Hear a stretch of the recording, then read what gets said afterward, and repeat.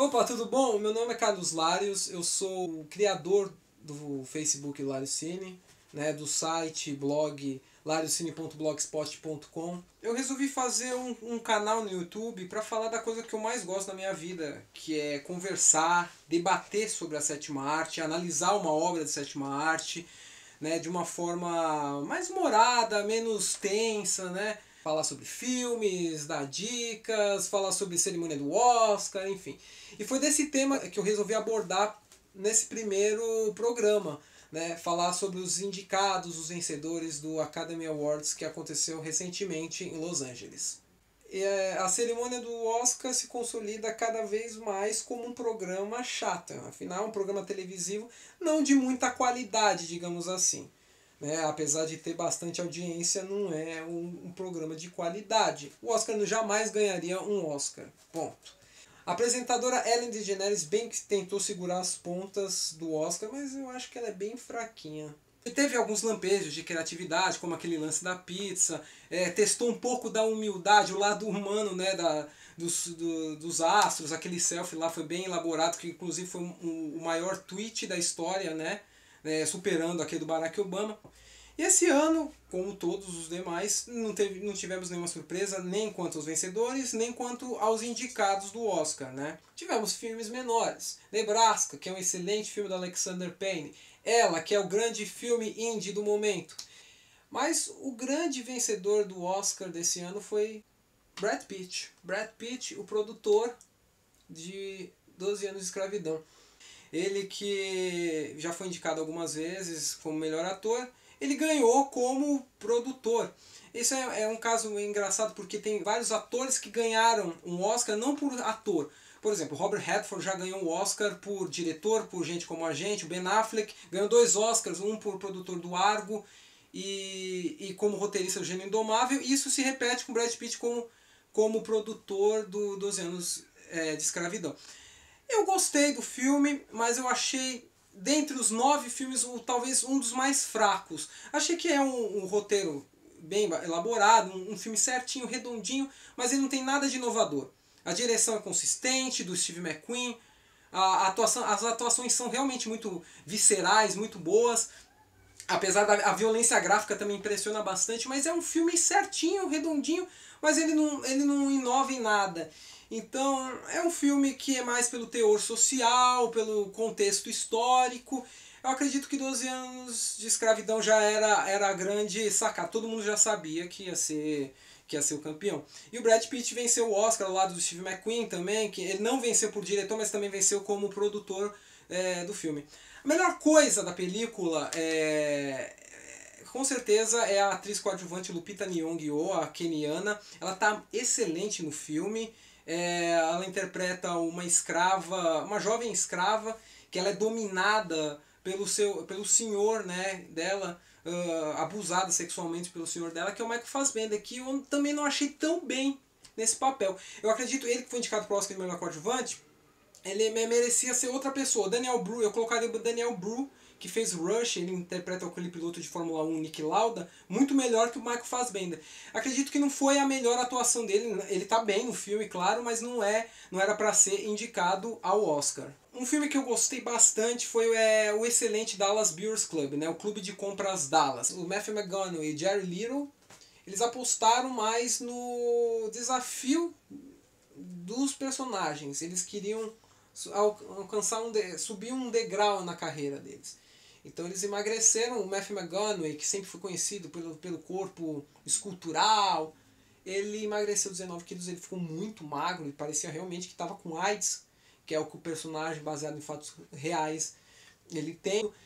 E ele ganhou o Oscar merecidamente, não só pelo esforço físico que ele fez, mas também pela atuação, que ele deu uma vida ali muito interessante pro personagem. E Jared Leto também, igualmente. E é uma curiosidade que, apesar de ser baseado em fatos reais, o personagem de Jared Leto, é um travesti, ele não existiu. Ele serviu como um complemento, mas foi muito bem... ele parece uma mulher mesmo, que é muito interessante. Ele sai totalmente daquele galã de banda de rock para um travesti magérrimo de 45 quilos, assustador, mas muito bonito, realmente os dois mereceram o Oscar, respectivamente, Oscar de ator e ator coadjuvante. Falei da Lupita, falei do Matthew, falei do Jared Leto, faltou falar da Cate Blanchett, que também, essa era a principal. Todo mundo já sabia que ela ia ganhar o Oscar de melhor atriz, porque não tem pra ninguém. A atuação dela em Blue Jasmine, de Woody Allen, apesar da polêmica em torno do cineasta, era a grande favorita, era a Meryl Streep do ano. O filme ele aborda toda a adaptação dela nesse mundo. Ela tá surtada em alguns momentos. A Cate Blanchett ela é surtada, tem uma atuação bem visceral, mereceu muito Oscar. Realmente o Woody Allen tem uma direção impecável de atores. O grande ganhador do ano foi Gravidade, que também pudera, né? O filme que mais arrematou Oscars em 2014 foi um filme inovador, inclusive foi considerado pela Carreira do Cinema, né, a famosa publicação francesa, como umas 10 melhores produções cinematográficas de 2013. O filme ele é o espaço sideral e depende só de uma atriz, da Sandra Bullock. O filme inteiro é a atuação dela. Gravidade, ele se apega também à tecnologia, como eu falei. Ele é um filme inovador, novas câmeras foram produzidas, novas tecnologias foram criadas para esse filme. Por isso, ganhou melhor som, efeito sonoro, melhor fotografia, melhor trilha sonora. A trilha sonora ela também é bastante importante porque ela brinca com o vácuo do espaço. Nossa. Inclusive montagem ao próprio diretor Alfonso Cuarón, que foi o responsável e ganhou 2 Oscars de melhor direção, mais do que merecida, para unir o talento com efeitos especiais inovadores que ele produziu ao lado de grandes monstros sagrados de efeitos especiais como James Cameron, que também ajudou. A NASA também ajudou no filme, né? Fez uma assessoria para o Alfonso Cuarón. Nada mais você unir os efeitos especiais numa história dramática, tensa, é um suspense espacial dramático, belíssimo, e mereceu todas as categorias que realmente levou para casa a estatueta dourada, mereceu todas. E gostaria também de salientar o retorno do cinema italiano depois da obscura era Silvio Berlusconi, que reinou por anos na Itália, e os filmes italianos eles tiveram aí um pouco de produção limitada de qualidade, né? Havia diretores como Nanni Moretti ainda, o próprio Paolo Sorrentino, grande cineasta, mas uma pátria que deu ao mundo Federico Fellini, Michelangelo Antonioni, Luchino Visconti e tantos outros, tinha que ter uma filmografia decente. E aconteceu A Grande Beleza. A Grande Beleza é o filme que ganhou o Oscar de melhor filme estrangeiro, né, pro citado Paolo Sorrentino, merecidíssimo. Inclusive me surpreendeu bastante porque não é um filme tipicamente do Oscar.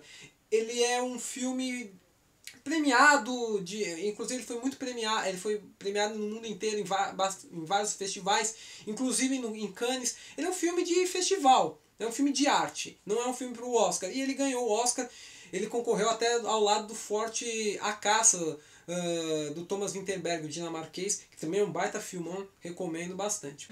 Bom pessoal, é isso aí. Eu espero que vocês tenham gostado desse primeiro vídeo do Lário Cine. É o primeiro de muitos que virão. Muitas coisas a gente vai mudar. Vamos fazer entrevistas, vai ter debate, enfim, dicas de filmes. Espero que vocês tenham gostado.